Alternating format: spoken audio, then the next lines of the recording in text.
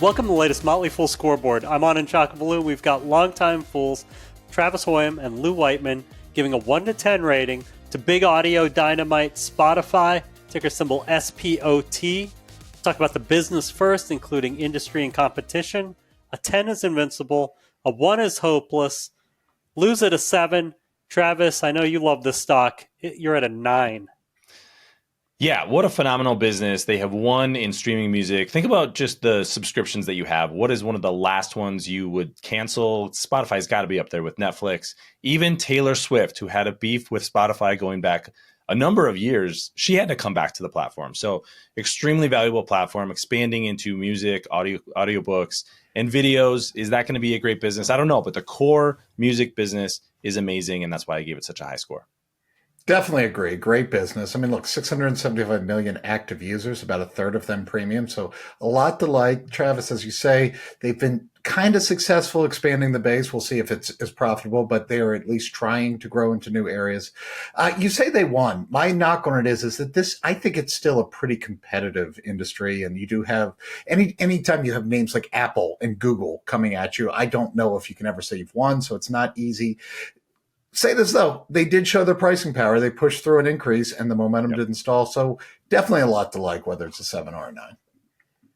As an Apple Music person myself, I do feel like I'm on the Android platform instead of the iPhone, right? I feel like they've won. Hey, I'm on the Android platform, so there you go. I use Google Music. And you also use Google. Yeah, well, I think you've said a lot, Lou.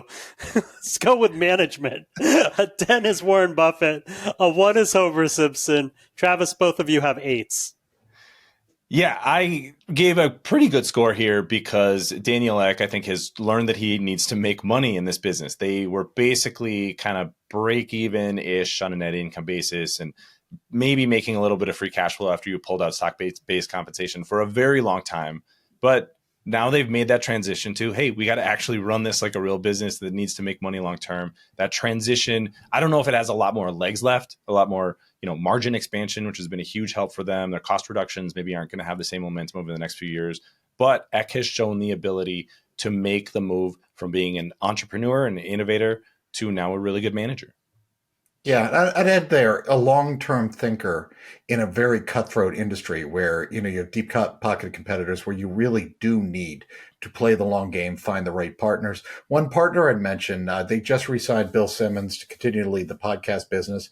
He's about as smart as it comes when it comes to podcasts, a real great addition. This is just all around a strong team that understands the business and makes smart bets. So a lot to like. +1 on Bill Simmons. Financials, a 10 is a fortress, a 1 is yikes. Lou's at a 7, Travis, you're at a 9. Yeah, great balance sheet. The margin expansion over the past couple of years has really shown the strength in the business. This is never going to be a company that has 60, 70, 80% gross margins, but they've gotten up to almost 35%, which I didn't think they were ever going to be able to do. So that's phenomenal in their core business. And then they have the option the opportunity to grow in advertising with things like video and podcasts. So I think you just look at the free cash flow momentum, just phenomenal financials right now. Right. I think I agree with Travis 100% here, but to me, this is a 7 because the balance sheet, the financials will never be like the driving reason to buy this business, but there's nothing to worry about. A strong balance sheet, a lot more cash than debt. Everything's fine, but like Travis says, there are limits to what they can do. So it's just a fine. It's not a wow. And to me, a 9 would be a wow. Spotify often gets compared to Netflix, similar business models in slightly different spaces.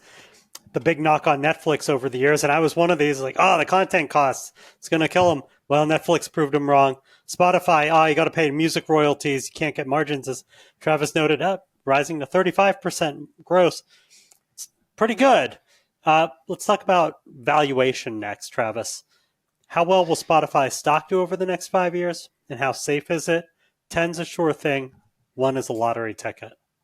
Yeah, this is where I get a little bit more questionable with Spotify. This is not the no-brainer that it was 2 or even 3 years ago. But look, shares are up over 600% since the end of 2022. So I gave a pretty low safety score of 5.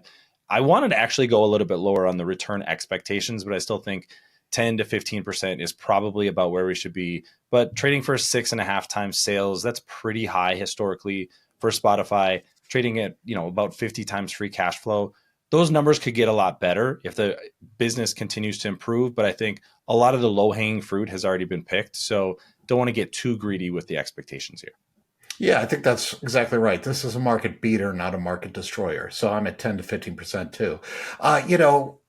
It's, as Travis said, it's gone up great. There are natural limits here on the ability to raise prices given the competition. The new products are layering in. We don't know if they will be as profitable as past products.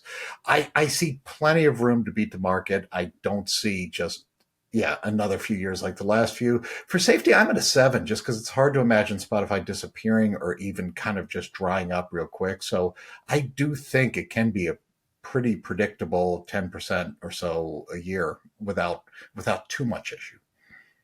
Yeah, the valuation's what's giving me heartburn. Where I remember I owned Spotify for a long time.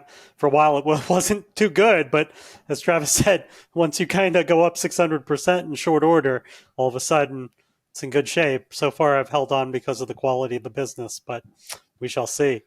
Let's move on to top it. Is there a company in Spotify space you like better, Travis? In this space, I like Spotify's business the best, but Alphabet is the other one. If you're just looking at valuation, about 20 times earnings, phenomenal business. And you've got a sort of similar business with YouTube over there. So I think that's another one to look at. Yeah, I was tempted to do Alphabet or Apple just because you get a music service plus a lot more. You get the diversified revenue streams. I think there's a good argument to be made there, but actually, given what the run-up that we've seen with the Mag 7 and kind of what we're doing right now with everything, it wouldn't surprise me if Spotify actually just holds its own just fine with them. I'd put them at around 10% too. So I'd probably just do Spotify. Thank you to both Lou and to Travis. They've given Spotify a strong overall score of 7.5 out of 10, with 8s in each of the 3 fundamental areas, business management and financials. Look out for a new scoreboard every market day at 7 p.m. Eastern. Next up is Toro. Till then, Fool on.